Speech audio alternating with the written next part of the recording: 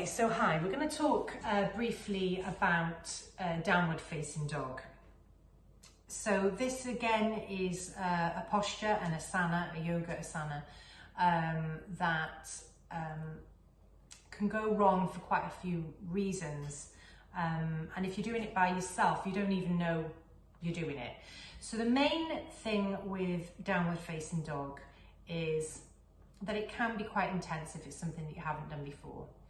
It is an inversion because your head is below the heart, so your circulation is being challenged, and that often instantly makes people feel uncomfortable because you feel like your head might explode.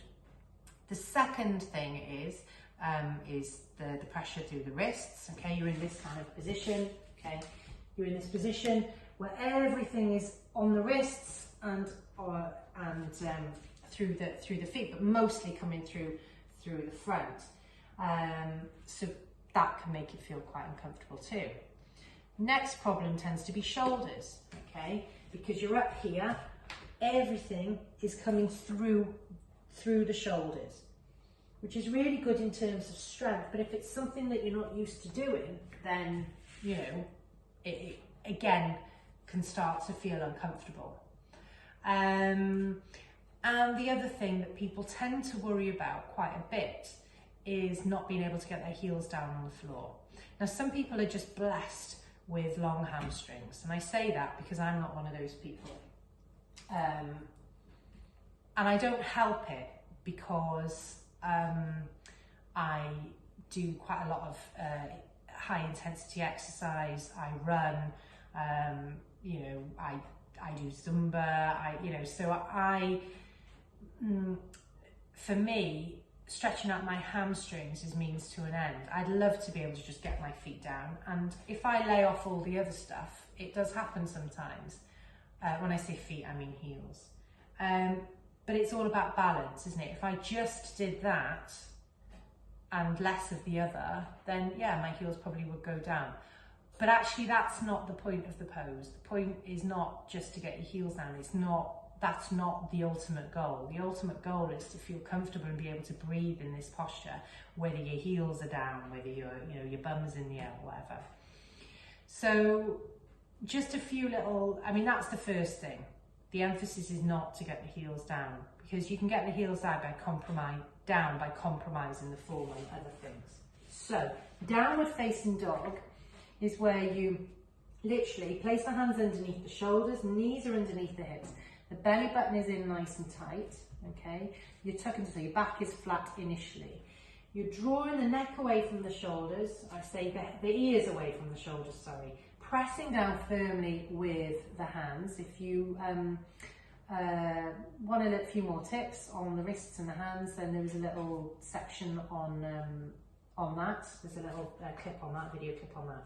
So tuck the toes underneath, and now you're looking to hitch the tailbone up and draw the weight back. Now, common problems here are that people keep the weight too far forward, the knees stay bent, and they're kind of in this position here where they're looking, it's somewhere between a press up and a bear and a plank. So we don't want to be too far forward. This isn't comfortable at all. It's you know, it feels awkward.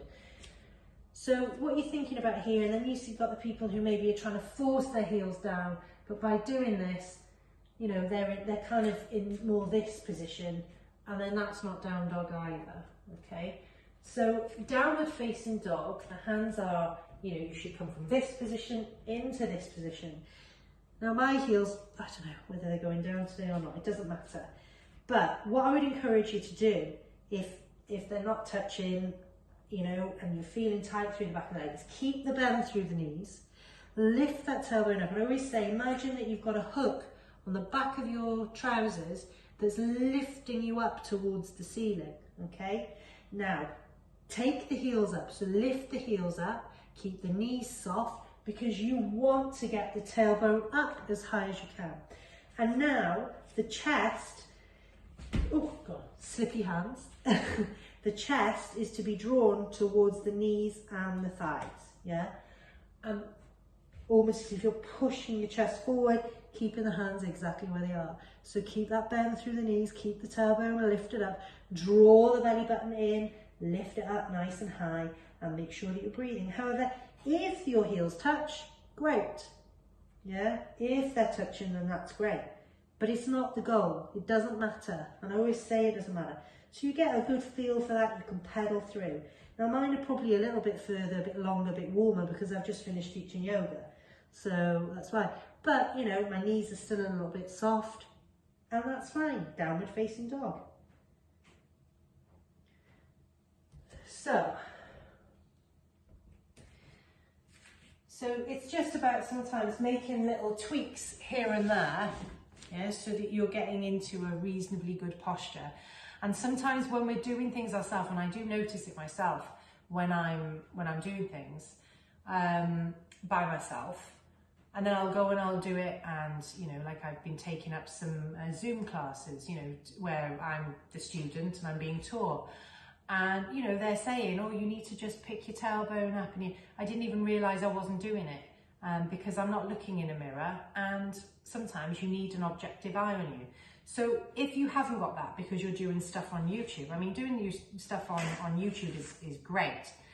But sometimes it's also good just to break it down and have a little think about what you're doing as you're doing it. Because you might think that you're taking those verbal cues on board.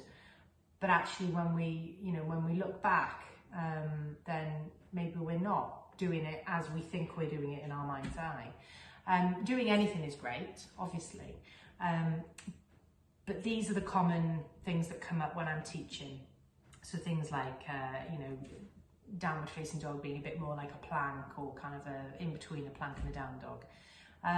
So if you want to see anything else, or you would like to know about any other postures, I mean, I will be doing some more, time allowing, but you know, if you want to see anything else, or you want me to break anything else down, then please subscribe to the channel by clicking the link below, but also commenting on what you would like me to break down for you, because it's the only way I know, it's the only way that I know what you guys want to see.